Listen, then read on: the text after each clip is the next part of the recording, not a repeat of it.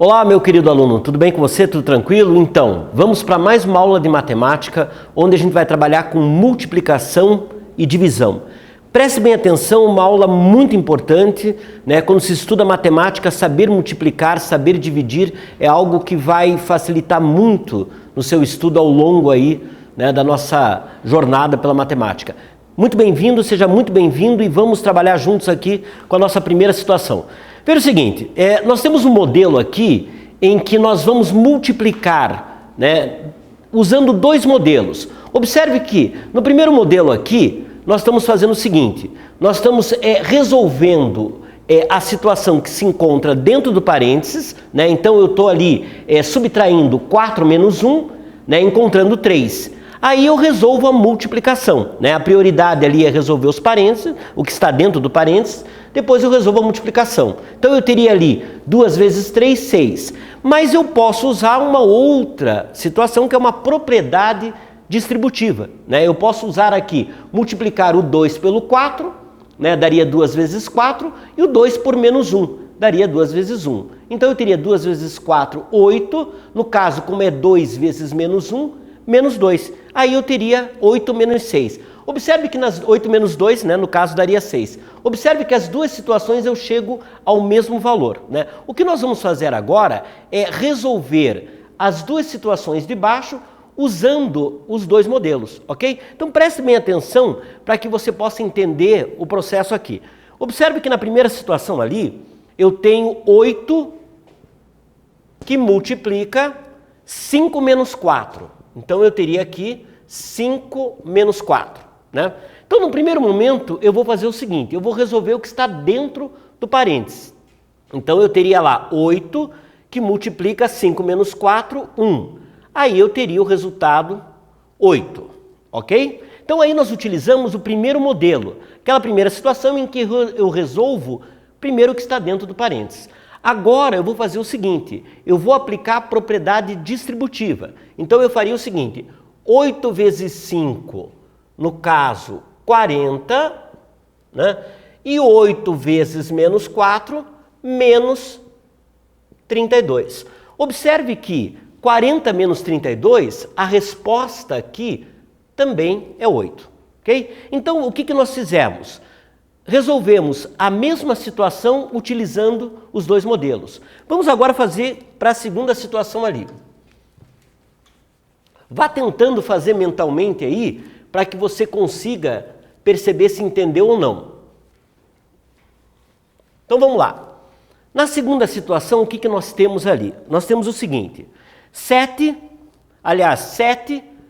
que multiplica 7 menos 3.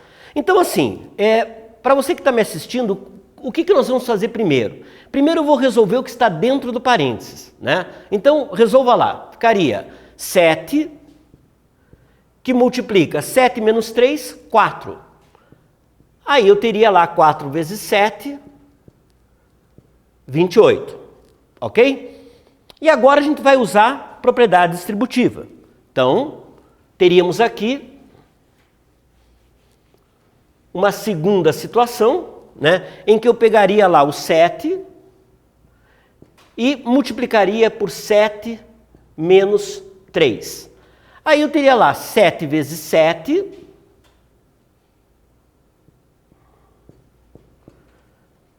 menos 7 vezes 3. Aí eu teria lá 7 vezes 7, 49, menos 21. O que daria também 28. Ok, gente? Então, uma situação importante em que eu posso usar tanto, né, a resolução primeiro do parênteses, como depois a propriedade distributiva. Beleza? Vamos agora analisar essa situação em que eu vou julgar se a igualdade ali é verdadeira ou falsa. Então, observe aqui a primeira situação. Eu tenho lá 7 vezes 4 vezes 3, né? E depois eu tenho uma mudança de posição do parênteses. Ou seja, eu tenho 7 que multiplica 4 vezes 3.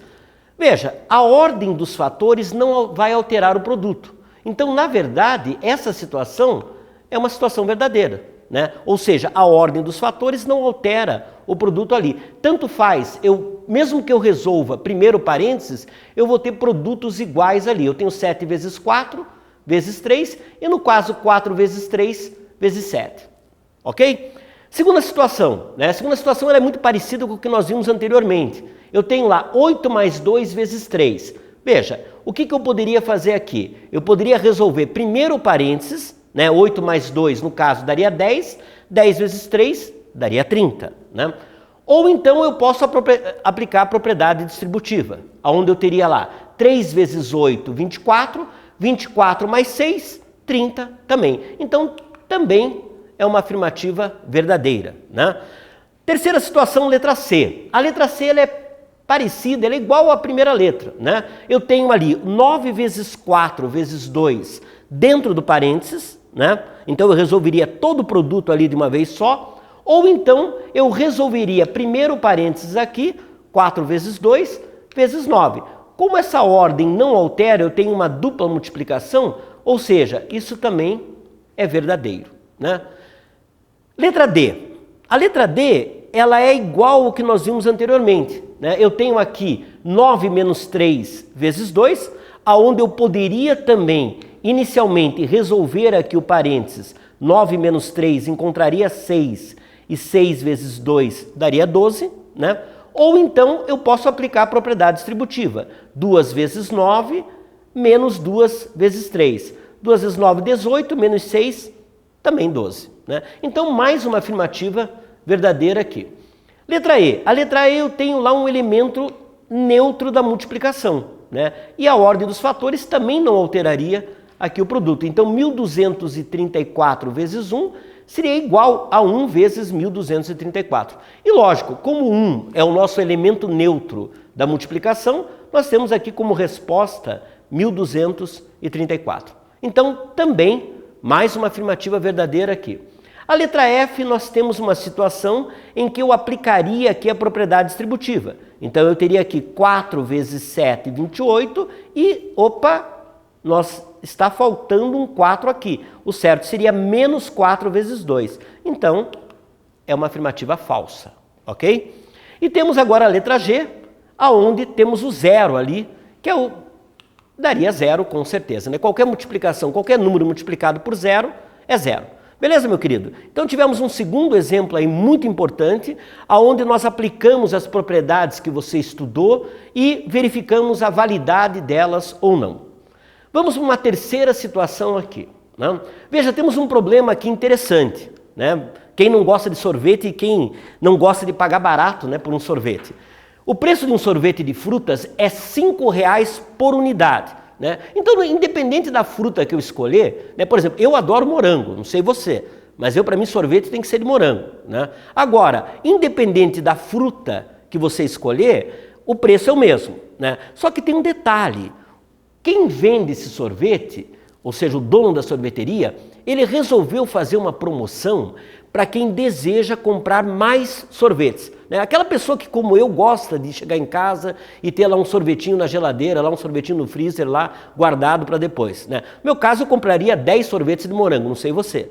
Então veja, a sorveteria resolveu fazer uma promoção para quem comprar 10 unidades desse sorvete e, né, dessa forma, irá dar um desconto de R$ 2,00 por unidade. Então vamos fazer o seguinte, vamos analisar o quanto eu pagaria se esse desconto não existisse, né? Então, se esse desconto não existisse, acompanhe aqui meu raciocínio.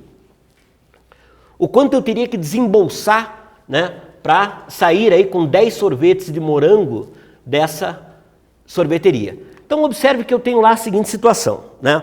Nós temos lá, seriam 10 sorvetes, então eu teria lá a quantidade, né? É importante eu definir a quantidade que eu vou comprar, eu compraria 10 sorvetes, e no caso, como tem R$ 5,00 por unidade, eu multiplicaria aqui por R$ 5,00, né? Como na verdade nós não estamos lidando com centavos, né? É um valor inteiro, eu posso até representar assim, 10 vezes 5. Então eu teria lá R$ 50,00 para pagar.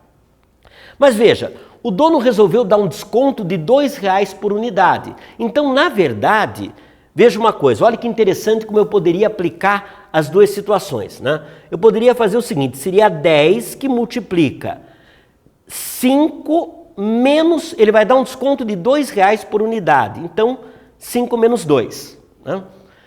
Observe o seguinte, aqui eu poderia usar tanto, resolver primeiro parênteses, né, onde eu teria lá 10 que multiplica 5 menos 2 daria 3, ou seja, eu teria lá R$30 de despesa. Veja como é vantajoso, né? Eu iria pagar R$50 inicialmente, agora eu vou pagar R$30. Ou então eu posso aplicar aqui também a propriedade distributiva. E aí eu teria, numa segunda situação, 10 que multiplica 5 menos 10 que multiplica 2.